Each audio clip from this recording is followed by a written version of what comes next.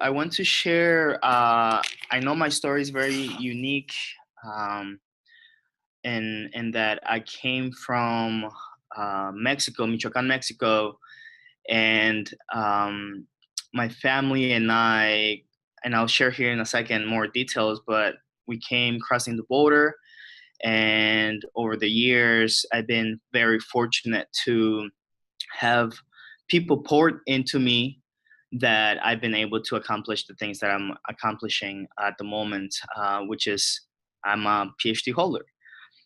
Coming from nothing to having a PhD, I think that's a very unique story. More stories, I see more stories of colleagues like that, and we need more to come like that, like mine. But what I want to do, my degree is in educational leadership and policy, and I took a slanted approach to policy and to focus on this counter story, counter action of parents as leaders, of community members as leaders, and how parents and community members can support, can be leaders, can act to change policies in their local school districts.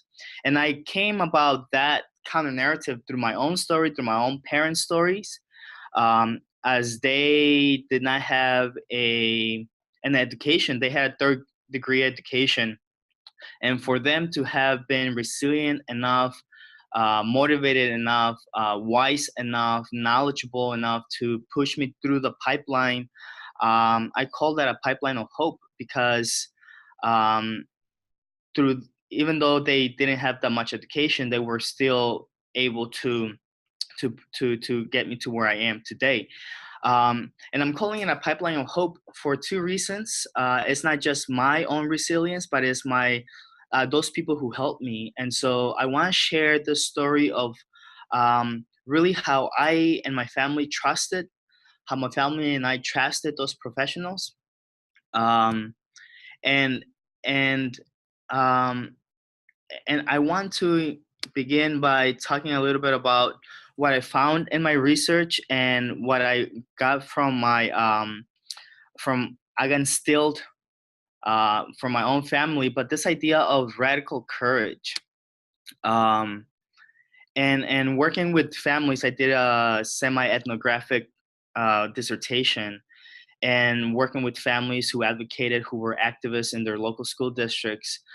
These were Black mothers. And they showed me, working alongside with the families, they showed me that in order to change some of the racist local policies or local programs, they needed to not just step up and demand for policy to change, but they taught me that they needed to go into the school district board and demand to be included as one of the individuals to change the policies, because the members of the school district, the administrators of the board members, did not have the experiences, the knowledge, the cultural knowledge, to actually implement policy, local policies and programs that will reflect their cultural heritage. And so they taught me this idea of courage. And I want to really briefly share with you something that I came up with as I was preparing for this presentation. If we're going to serve and educate, we must trust.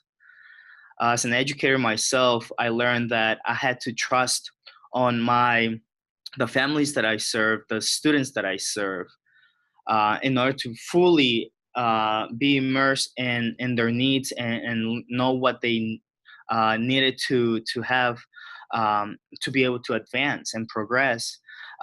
Yet we live in a society that lacks trust. And I saw this a lot here where I'm living, where we lack trust in our neighbors, schools, and our cities, and we become disconnected. And so that disconnection prevents us from living authentically as ourselves, and then being able to reach out and help other people. And so this is where the families that I work with, my own family, um, helped me understand that in order to really build this idea of village and support, we need to engage in this thing called radical courage.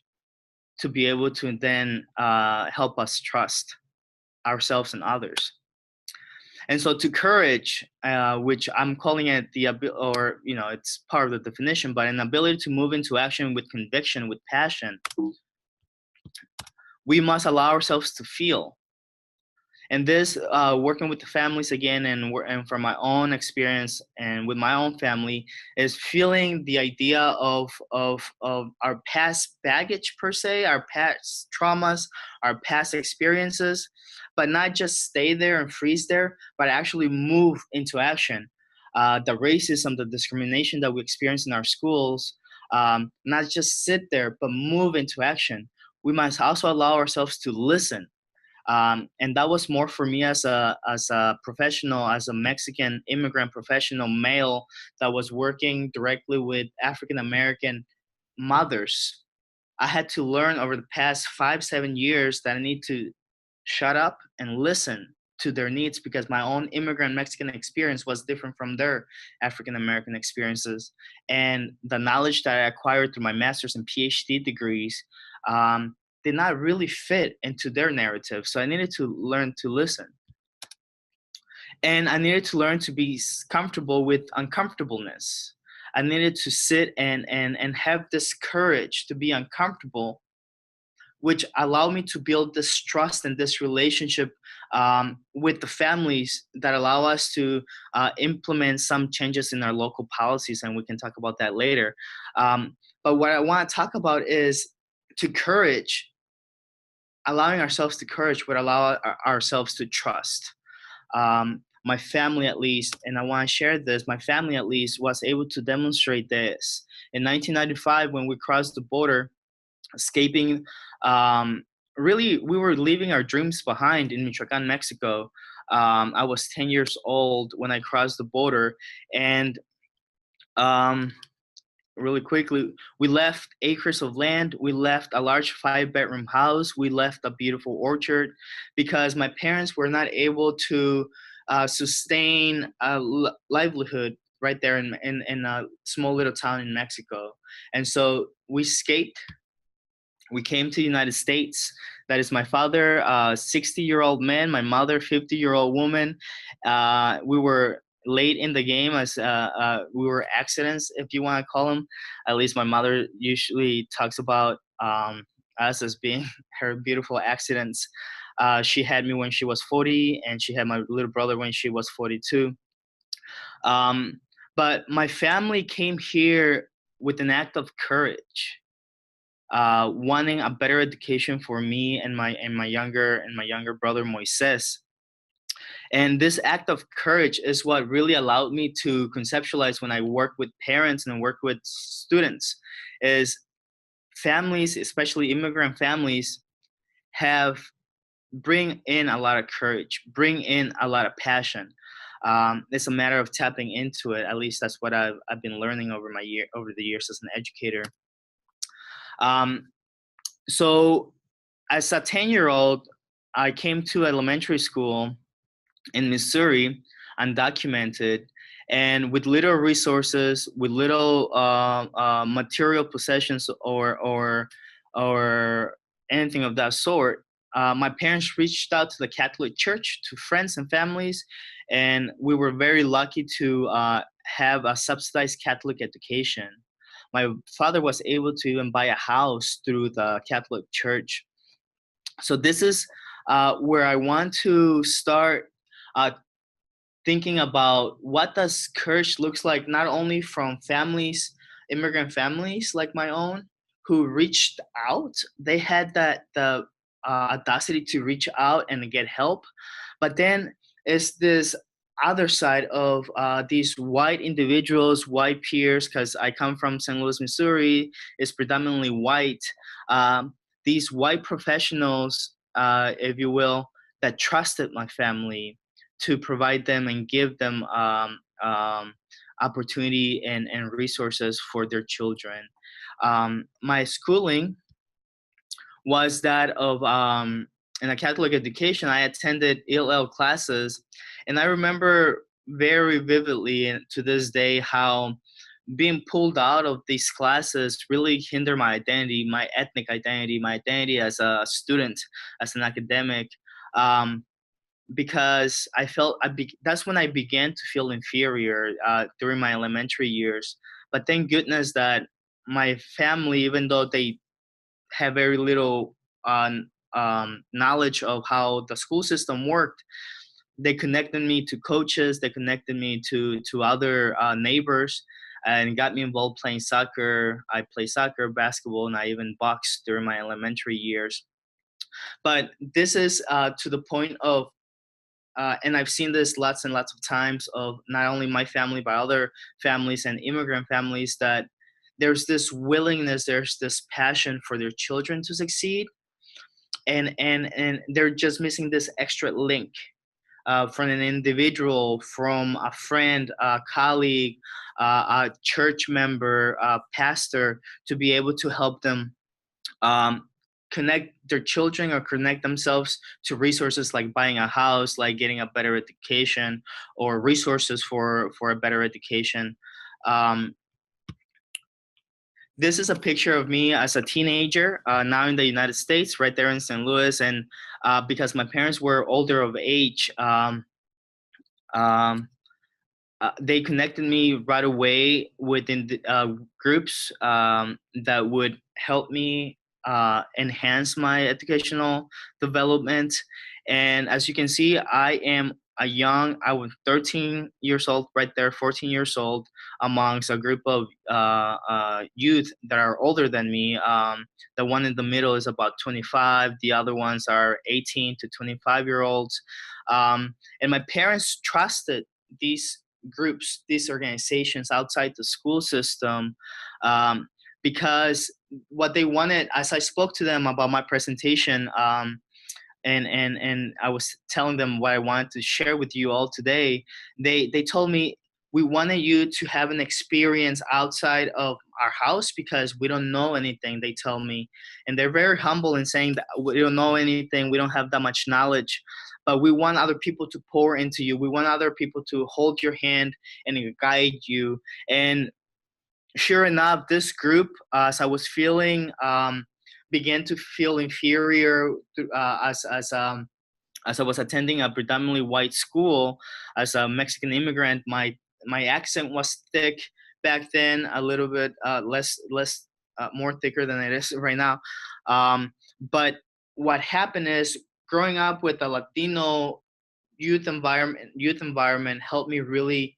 It helped me shape my identity, not only as a student, but also as a community member. And I began to gain leadership skills, began to be exposed in organizing different things around the community thanks to this youth group. Um, and this was all in high school. As I was going into high school, my high school experience is maybe that one of an immigrant experience, where I went to three different high schools, one in Mexico, the country, back in Michoacán. We went there for a year. Then we traveled back to California, Napa Valley, California. I went to high school there.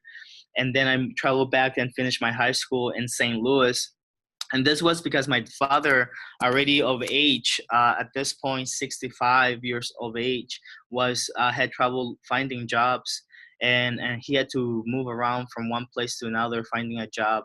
Um, but what was really interesting here is that while my father worked, he told me, David, busca las oportunidades, look for the resources, look for opportunities. So sure enough, my freshman and sophomore year, in ELL classes, I was I was already doing okay as a student.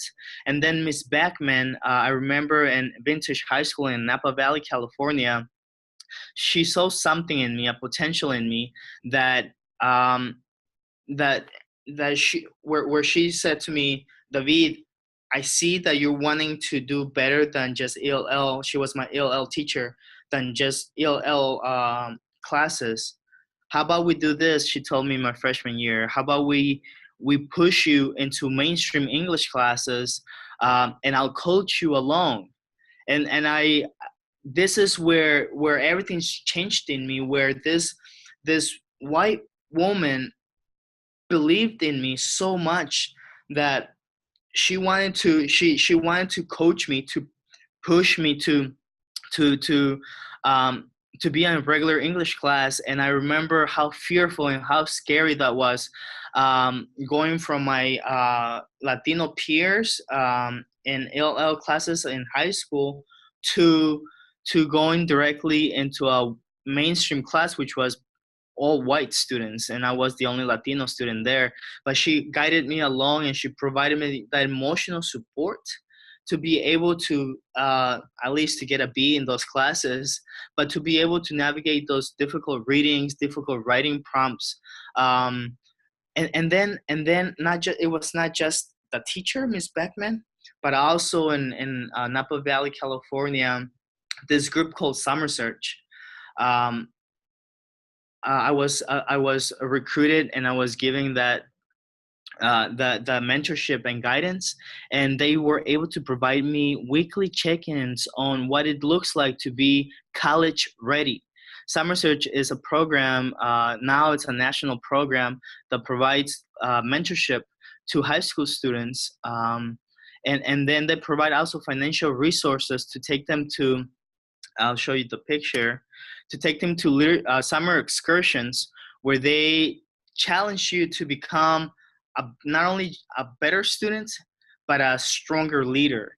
And I bring this up because it was not just the school teachers that hone in the self-efficacy, the self-esteem, the academic belief of students, but it's also these outside programs that invest so much time in you to be able to then, for me to be able to be nourished and believe, this is my senior year in high school, to be able to believe that I was college ready.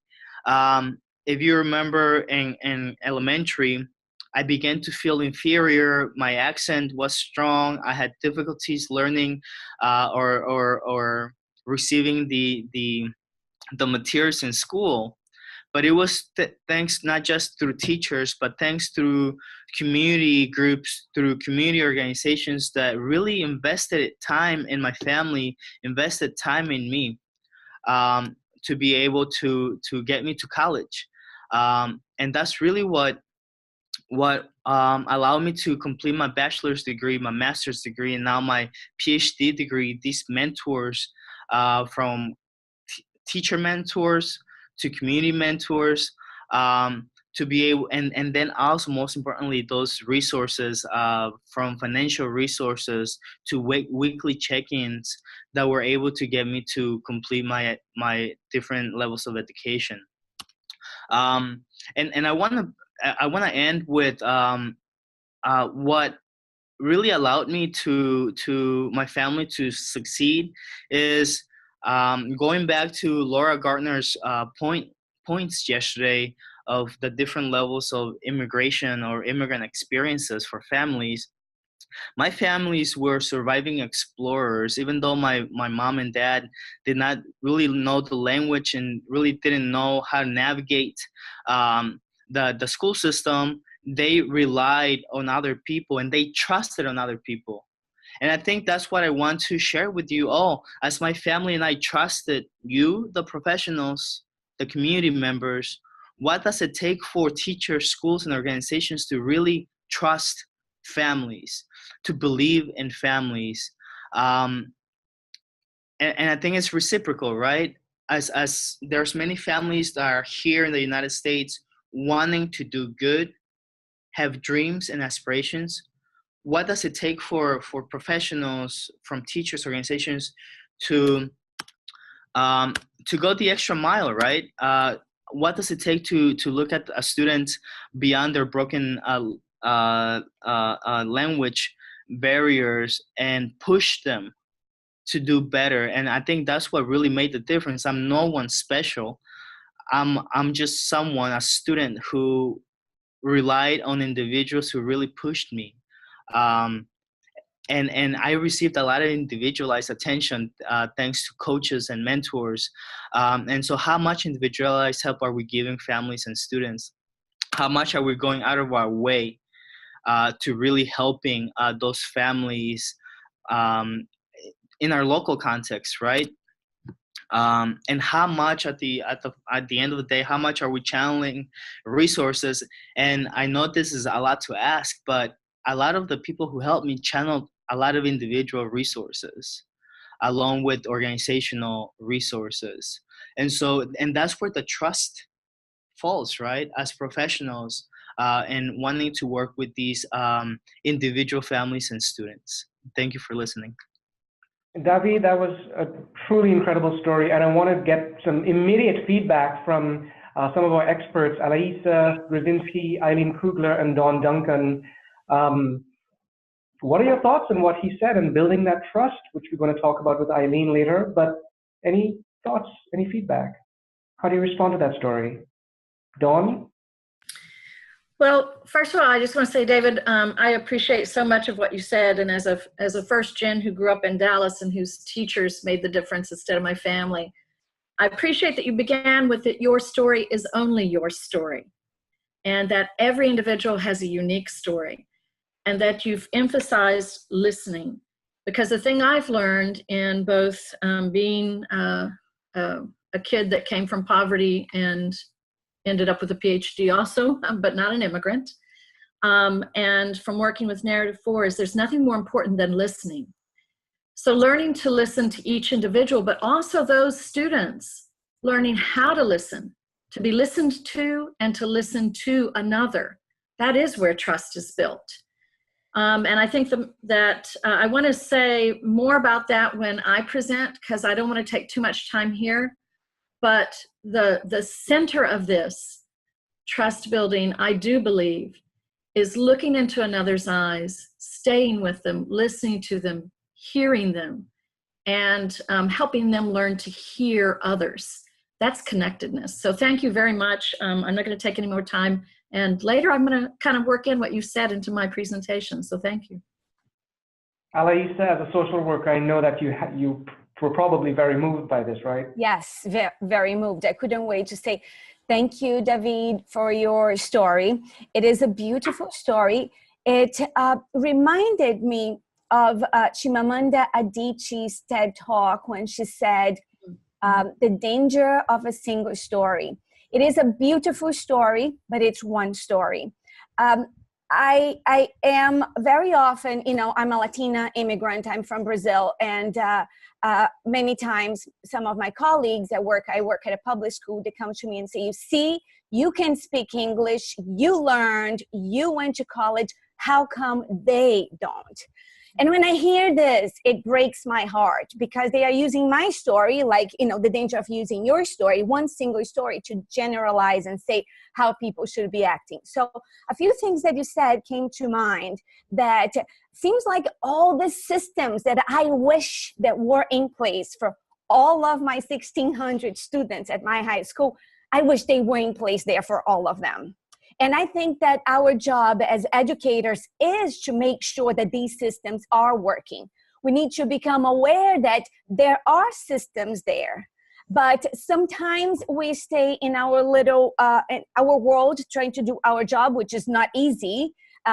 Teachers have the hardest job on earth, and we tend not to be aware of these systems. So I think that what I learned the most from you today is that these systems work. They can work.